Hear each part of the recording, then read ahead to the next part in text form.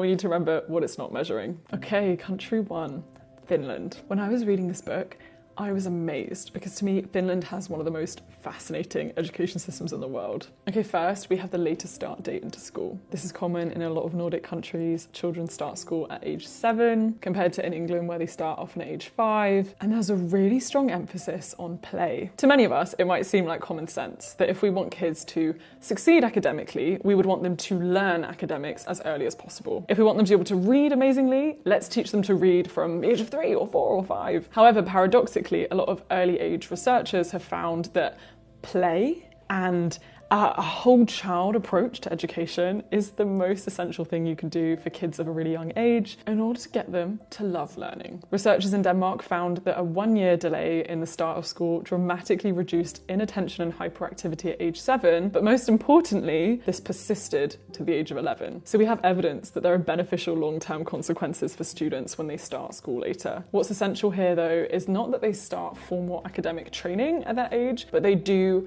some kind of preschool that's built around play, that is fun, but that opens a child's ears and eyes to the well of learning. One of the biggest determinants of children being able to learn to read is being read to, being listened to, and being encouraged to speak, which is all of the things that Finnish nurseries are doing. They're reading to kids, they're making the kids become fascinated with books and with words as a concept, but they're not actually teaching them to read until age 7 and beyond. Another amazing thing they do in early years is that they will screen children for learning difficulties before they start school. If your child is found to have ADHD or autism or just needing extra support, this allows for early intervention, which means they can get those foundations at school to have the best opportunities for long-term success. So tick, Finnish early years, amazing. But one of the things that I just cannot get out of my mind about the Finnish education system is how much they value and focus on student mental health. Finnish people know that sometimes young people are struggling academically not because of learning difficulties,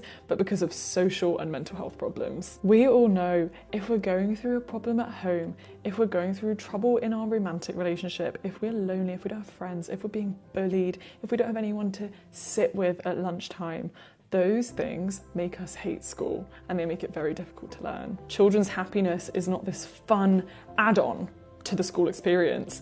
It is the prerequisite for whether or not they will want to learn. And so every single Finnish school is legally mandated to have a school psychologist for every child, a school counsellor, and a social worker. And this multidisciplinary group is known as the Child Welfare Team. And this blew my mind. This group will meet for 2 hours every single week and they will discuss every child in the classroom. And the class teacher can come to this child welfare team, this